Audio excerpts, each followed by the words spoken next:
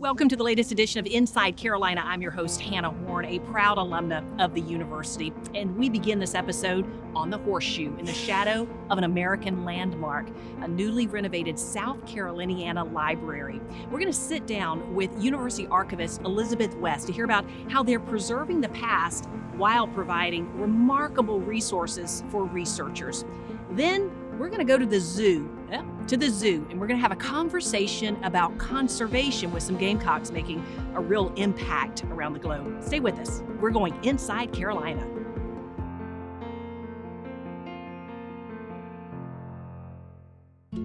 After nearly 10 years, one of South Carolina's treasures, the South Caroliniana Library, is back open, or soon to be.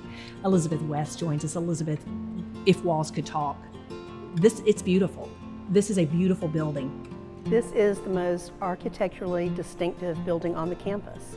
And the staff is thrilled to be moving back in, to have the library open again, and to have our researchers back, our visitors back, and have everyone see the renovations and the restorations that have been done to this really important building. Tell me about some of the collection, some of the archives, some of the research that comes out or is housed here at the library. The South Caroliniana Library is a repository for the state's personal, private historical materials. So you have the state archives, which focuses on the official records of the state agencies.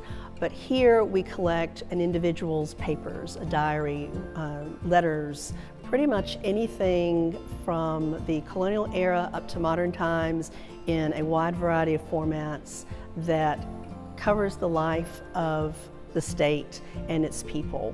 And it just really touches on not just the rich and famous, not just the powerful, but the people that were the everyday citizens of the state and come from all different walks of life and backgrounds. It's such a joy just to visit. If all you have is an hour during lunch, anyone can come and visit?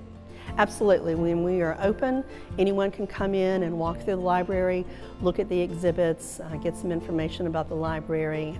If you're doing research, we do have to have research appointments ahead of time, but otherwise the library is open to the public, and we encourage people when we reopen to come in and look at this amazing building and our exhibits and our materials here, so you really get a great idea of what we have and what we really do to help preserve and educate people about the state's history.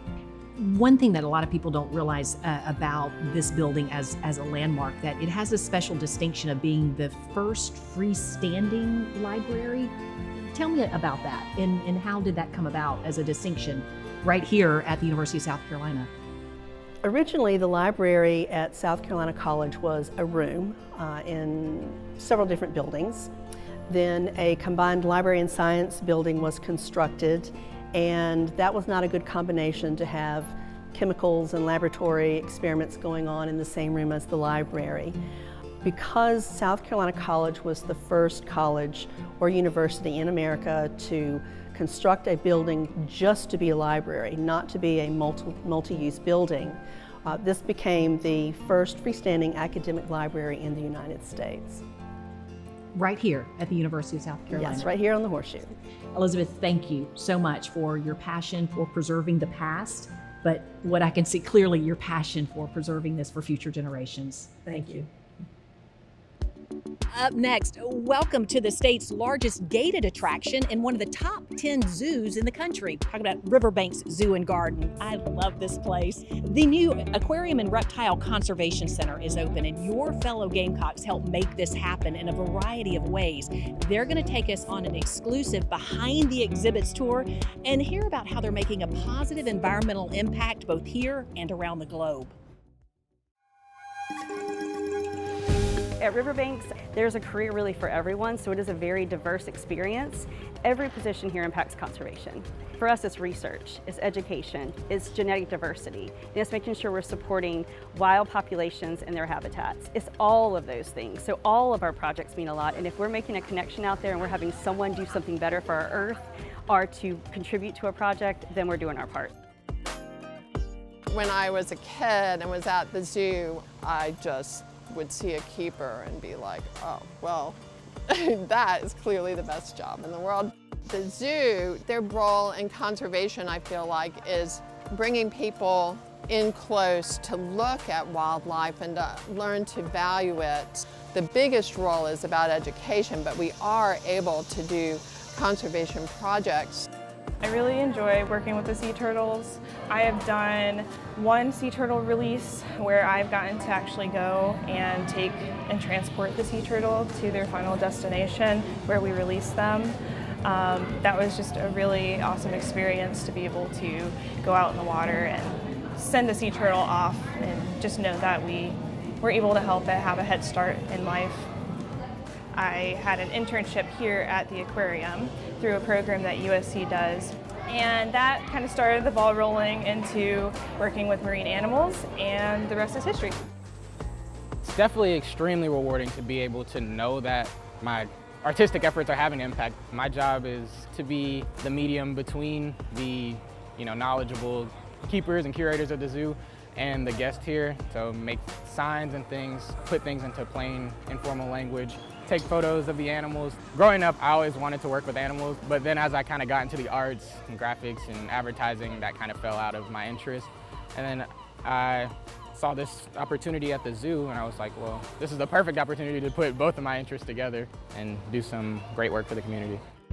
I have wanted to work probably in a zoo since I was a little kid. My parents have a really silly drawing that I made of me being a zookeeper. Probably I did it when I was in first grade.